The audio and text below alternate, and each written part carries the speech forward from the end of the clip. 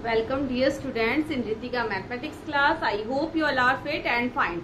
And students, in last video already we have discussed exercise. हमने क्या discuss किया देखिए, chapter 5 complex number and quadratic equation. Last video में हमने introduction देखा था कि हमें कॉम्प्लेक्स नंबर की नीड क्यों पड़ी. नाउ इंट्रोडक्शन में हमने प्रॉपर्टीज ऑफ कॉम्प्लेक्स नंबर, मैंने एडिशन को लेके आपको प्रॉपर्टी वहां पर एक्सप्लेन की थी, बट कुछ वीडियो में प्रॉब्लम होने की वजह से स्टूडेंट वहां पर वीडियो पॉज हो गया था, तो इसलिए मैं यहाँ पर आपको वापस से इसको रिकॉल करवा रही हूँ. ठीक है, तो इंट्रोडक्शन में हमने देखा था लास्ट वीडियो में कि प्रॉपर्टीज ऑफ कॉम्प्लेक्स नंबर यानी कि addition, multiplication, division and subtraction को लेके कुछ इसकी प्रॉपर्टीज होती हैं. जैसे हमने नेचुरल नंबर, होल नंबर, आपके कंपोजिट, रेशनल, इरेशनल, इन सभी नंबर्स के लिए हमने प्रॉपर्टीज पढ़ी है. तो वैसे यहाँ पर कॉम्प्लेक्स नंबर के केस में एडिशन की प्रॉपर्टी क्या होती है. सबसे पहली property closure property. And closure property क्या कहती है? क्लोजर मतलब क्लोज्ड होती है, कंडीशन के अंदर बंधी होती है प्रॉपर्टी. इसका मतलब है कि जब आप दो कॉम्प्लेक्स नंबर को ऐड करते हैं then you will get again a complex number. आपको यहाँ पर अगेन फिर से आपको क्या मिल जाता है?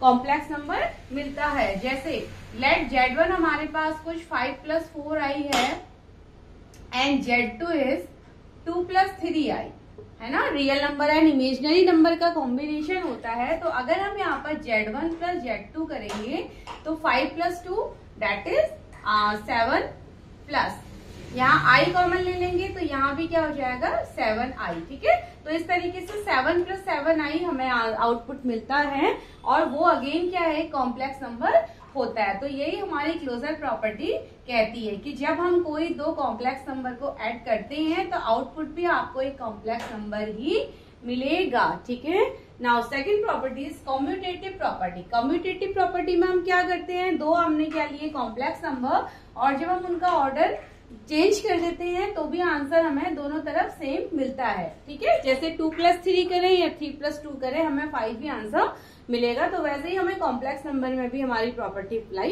करती है. ठीक है, now associative property. Associative property में हमारा 3 नंबर का ग्रुप होता है. तो हमने पहला यहाँ पर कॉम्प्लेक्स नंबर Z1 लिया, Z2 एंड Z3. तो पहले हमने ग्रुपिंग, एक ग्रुपिंग प्रॉपर्टी होती है, पहले हमने Z2 + Z3 की ग्रुपिंग यहाँ पर रखी है, उसको सॉल्व किया. एंड सेकेंड साइड हमने क्या किया? Z1 + Z2 की ग्रुपिंग ली और उसको सॉल्व किया. तो हमने देखा कि हमारा LHS एंड हमारा RHS दोनों साइड इक्वल वैल्यू देता है. तो that is the addition of complex number is contain associativity, यानी कि एसोसिएटिव प्रॉपर्टी को भी ये कंटेन करता है. Now fourth is existence of additive identity. अब हमें क्या देखना होता है कि क्या ये एडिटिव आइडेंटिटी को एग्जिस्ट करता है या नहीं. एडिटिव आइडेंटिटी मतलब क्या होता है कि कोई भी मेरे पास नंबर है, उस नंबर के साथ क्या मल्टीप्लाई करें कि वापस हमें वही नंबर एक आइडेंटिटी बनके मिल जाए. दैट इज वही नंबर खुद से हमें मिलता है. ठीक है, सेल्फ हमें नंबर मिले उसको हम कहते हैं. ऐसा नंबर हमारा 0 ही होता है जिसको हम किसी भी नंबर के साथ ऐड करते हैं और वापस हमें वो नंबर मिलता है. तो ठीक है, तो ऐसी एग्जिस्टेंस ऑफ एडिटिव आइडेंटिटी में Z + Z के साथ 0, फिर 0 क्या होता है? 0 + i0. 0 भी यहाँ पर एक कॉम्प्लेक्स नंबर की फॉर्म में होता है. तो Z + 0 हम करेंगे तो Z हमें मिलता है. तो ये हमारी प्रॉपर्टी यहाँ पर एडिशन को लेके होती है. ठीक है, and last property of addition is existence of additive inverse. क्या यहाँ पर एडिटिव इनवर्स एग्जिस्ट करता है? जी हाँ, करता है. ठीक है, एडिशन के केस में अगर हम एक कॉम्प्लेक्स नंबर लेते हैं और उसका हम क्या करते हैं? माइनस साइन, यानी कि हमने प्लस का कॉम्प्लेक्स नंबर लिया, उसको उसके माइनस साइन के साथ अगर हमने ऐड किया तो हमने देखा आंसर क्या आता है? 0. चलिए एक बार इसको करके देखते हैं. लेट हमने एक 2 + 3i कॉम्प्लेक्स नंबर लिया था, इसको हमने प्लस किया -2 एंड -3i. यही हो जाएगा ना. अगर हम अपने कॉम्प्लेक्स नंबर के आगे आप ऐसे ही लिख सकते हैं, आप इसको ऐसे लिख लीजिए. एक ही बात है, हम ब्रैकेट को बाद में ओपन कर लेंगे. ठीक है, अब अगर आप यहाँ पर ब्रैकेट ओपन करते हैं तो क्या हो जाएगा? 2 + 3i -2 -3i. And we can see कि 3i से 3i कैंसिल, 2 से 2 कैंसिल और हमें क्या मिला? 0 मिला. तो यहाँ पर हम कह सकते हैं कि एडिशन के केस में जो कॉम्प्लेक्स नंबर होते हैं उनके एडिटिव इनवर्स लाई करते हैं. ठीक है, तो ये तो बातें थी हमारी एडिशन को लेके. नाउ सेकंड हम आते हैं सब्ट्रैक्शन के केस में. तो क्या सब्ट्रैक्शन के केस में ये सारी प्रॉपर्टी लाई करती है? नहीं। अब आप देखिए यहाँ पर हम सेकंड लेते हैं सब्ट्रैक्शन का केस, ठीक है। तो जनरली हमने पढ़ा है कि सब्ट्रैक्शन एंड डिवीजन के केस में ये सारी प्रॉपर्टी लाई नहीं करती है। तो कॉम्प्लेक्स नंबर पे भी सेम हमारा रहता है, केवल प्रॉपर्टीज हमारी एडिशन एंड मल्टीप्लीकेशन में लाई करेंगी। तो सब्ट्रैक्शन में क्या हो जाएगा, अगर हम Z1 माइनस Z2 करते हैं तो देखिए किस तरीके से हो जाएगा, a प्लस IB लिया हमने माइनस, और यहाँ पर क्या हो जाएगा, अगर हम इसको सेकंड कुछ C प्लस ID ले लीजिए, सेकंड अनदर कॉम्प्लेक्स नंबर हमने C प्लस ID लिया, तो क्या हो जाएगा a plus IB minus C minus ID, यानी कि कुछ इस तरीके से हमारा ये नंबर ऑपरेट होता है, ठीक है। तो यहाँ क्या हो जाएगा, देखिए यहाँ हो जाएगा a माइनस C, हमें रियल वाले पार्ट्स को एक साथ रख लेते हैं, प्लस अगर हम यहाँ से देखें, अगर आप i कॉमन लेते हैं, ये तो a माइनस C हो गया, हमने i कॉमन ले लिया, ठीक है। आप चाहे तो आप माइनस का i कॉमन ले सकते हैं, प्लस का i एज ए विश। तो हमने यहाँ पर प्लस का i कॉमन अगर मैंने लिया तो मुझे क्या मिलेगा, b माइनस d मेरे को मिलता है।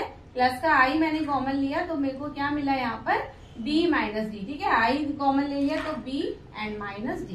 तो ये हमारा होता है Z1 माइनस Z2 का रिजल्ट। इस तरीके से हम real part and complex part को इस तरीके से लिखते हैं। बाकी इसके अलावा कम्यूटेटिविटी एंड एसोसिएटिविटी किसी भी प्रॉपर्टी के लिए हमारा सब्ट्रैक्शन यहाँ पर लाई नहीं करेगा, ठीक है। तो कॉम्प्लेक्स नंबर के केस में now come to the multiplication. अब ऐसे ही हम मल्टीप्लीकेशन की प्रॉपर्टी को भी समझ लेते हैं, देखते हैं। तो मल्टीप्लीकेशन में भी सभी प्रॉपर्टीज हमारी लाई करती हैं, ठीक है। तो मल्टीप्लीकेशन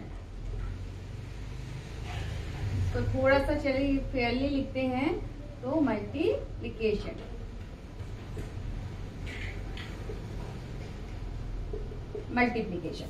तो फर्स्ट प्रॉपर्टी मल्टीप्लीकेशन में भी क्या होती है हमारी, क्लोजर प्रॉपर्टी।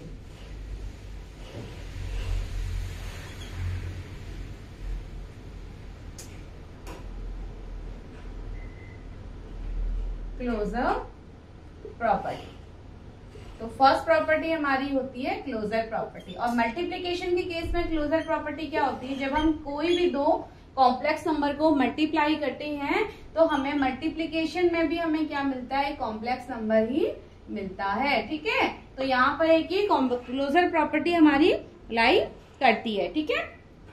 यानी कि इसको हम जेड से भी डिनोट कर सकते हैं, तो यानी कि हमें एक कॉम्प्लेक्स नंबर मिलेगा। सेकेंड हमारी प्रॉपर्टी कॉम्यूटेटिव प्रॉपर्टी होती है। तो कॉम्यूटेटिव प्रॉपर्टी भी हमारी क्या कहती है, ऑर्डर को हम चेंज कर देते हैं मल्टीप्लीकेशन के, ठीक है। देखिए तो ये हो जाएगा Z1 into Z2 equals to Z2 into Z1, यानी कि अगर हम ऑर्डर चेंज कर देंगे तो भी मल्टीप्लाई में हमारा आंसर सेम होता है। आपने पढ़ा है ना 3 इंटू 4 इक्वल्स टू 4 इंटू 3, तो वैसे ही कॉम्यूटेटिव प्रॉपर्टी कॉम्प्लेक्स नंबर के लिए भी होगी, ठीक है। देन नेक्स्ट प्रॉपर्टी हमारी होती है एसोसिएटिव प्रॉपर्टी। तो एसोसिएटिव प्रॉपर्टी भी हमारी यहाँ पर लाई करती है। तो एसोसिएटिव प्रॉपर्टी क्या हो जाती है, देखिए 3 नंबर का 3, यानी कि any 3 complex number we can take. तो Z1 Z2 इंटू Z3 हमने ये लिया equals to Z1 into Z2 into Z3, यानी कि हमारी मल्टीप्लीकेशन में 3 नंबर का हमने कॉम्प्लेक्स नंबर लिया है। कोई भी 2 नंबर को अगर हम यहाँ पर सॉल्व करते हैं, ठीक है, ग्रुपिंग को मल्टीप्लाई करेंगे, आंसर किसी भी तरीके से हमारा सेम आंसर आता है, ठीक है। नाउ फोर्थ प्रॉपर्टी हमारी, ये तो associative property. Now multiplicative identity exist करती है यहाँ पर, मल्टीप्लीकेटिव आइडेंटिटी एग्जिस्ट, ठीक है।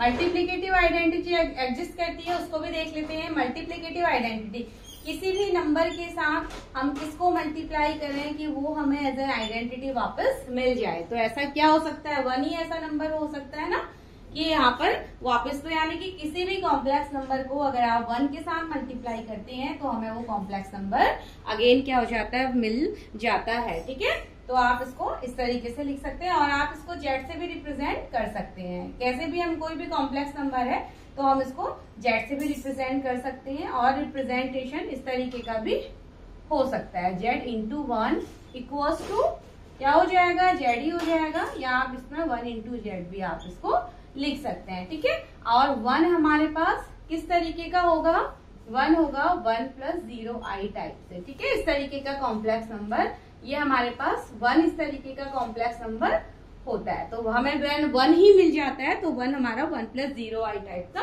रहता है। देन फिफ्थ प्रॉपर्टी हमारी होती है मल्टीप्लीकेटिव इनवर्स प्रॉपर्टी। ठीक है, फिफ्थ प्रॉपर्टी क्या होती है, मल्टीप्लीकेटिव इनवर्स।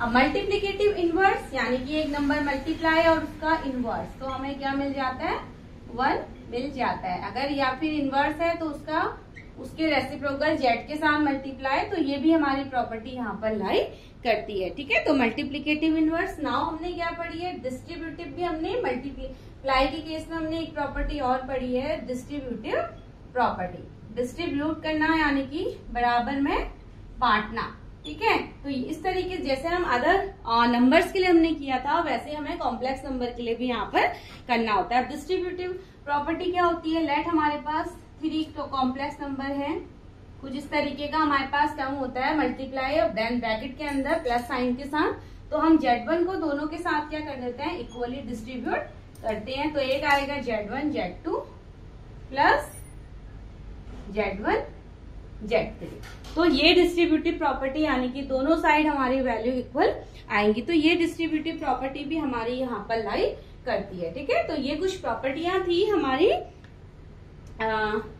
कॉम्प्लेक्स नंबर को लेकर के। ठीक है, अब अगर हमें डिवाइड करना है तो डिवाइड के केस को भी देख लेते हैं थोड़ा सा। देखिए, डिवाइड के केस में अदर प्रॉपर्टी लाई नहीं करती है। ठीक है, तो बाकी हम देख लेते हैं कि डिवीजन किस तरीके से यहाँ पर होगा, तो डिवीजन को भी थोड़ा सा समझ लेते हैं।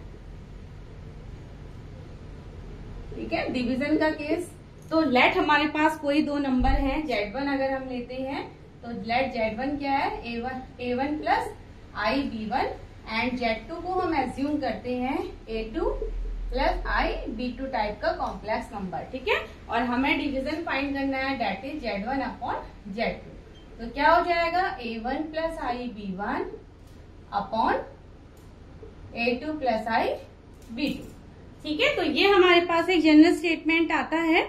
अब इसको हमें क्या करना है, देखिए इसको हमें कंजुगेट से, क्योंकि हमें फर्दर इसको सॉल्व करना है, तो एक हमें कंजुगेट से क्या करना पड़ेगा, ऊपर नीचे multiply, that is A2 minus I B2 upon ये भी क्या हो जाएगा, A2 माइनस I B2। तो ये हमने कंजुगेट से ऊपर नीचे मल्टीप्लाई किया हुआ है। हमें क्या मिल जाएगा, फर्स्ट इसमें आ जाएगा A1 प्लस I B1 और ये हो जाएगा A2 minus I B2, then upon ये हो जाएगा, देखिए A2 का square, A2 square minus I B2 का स्क्वायर। इसको हम फर्दर सिंप्लीफाई करते हैं। नाउ अभी हमें इसको मल्टीप्लाई करना होगा, तो फर्स्ट हो जाएगा A1 A2 minus A1 into I B2 plus I B1 into A2। ठीक है, इसको इंटू कर लेते हैं एंड देन माइनस आ जाएगा, minus sign I square B1 B2। तो ये हमारा न्यूमिनेटर बनेगा अपॉन ये तो हमारा क्या हो जाएगा, A2 square minus I square into B2 square. ठीक है, अब एक चीज आप ध्यान दीजिए, I की वैल्यू क्या होती है हमारे पास, I होता है अंडर रूट माइनस 1, तो I स्क्वायर क्या हो जाएगा हमारे पास, I into I iota, iota into iota that is under root minus 1 into under root minus 1, तो I स्क्वायर की वैल्यू हो जाएगी -1। ठीक है, I स्क्वायर की वैल्यू क्या होती है हमारे पास, -1 होती है, तो वो वैल्यू हम यहाँ पर पुट करते हैं। तो क्या हो जाएगा, देखिए स्टेटमेंट A1 A2, अब देखिए यहाँ पर आई है, यहाँ पर आई है, तो हम I को कॉमन ले सकते हैं दोनों टर्म में से, तो मैंने माइनस I यहाँ पर कॉमन ले लिया। ठीक है, तो माइनस I कॉमन लिया तो क्या बन जाएगा हमारे पास, एक तो हो जाएगा A1 B2 and minus B1 I square हमारे पास -1 होता है, तो -1 इंटू -1 यानी कि प्लस B1 B2 बन जाएगा। एंड अपॉन में देखिए A2 का स्क्वायर, आई स्क्वायर अगेन पुट करेंगे -1 तो फिर से वैल्यू पॉजिटिव हो जाएगी, ठीक है, तो प्लस B2 का स्क्वायर। और ये वैल्यू हमारे पास आती है Z1 अपॉन Z2 की, ठीक है।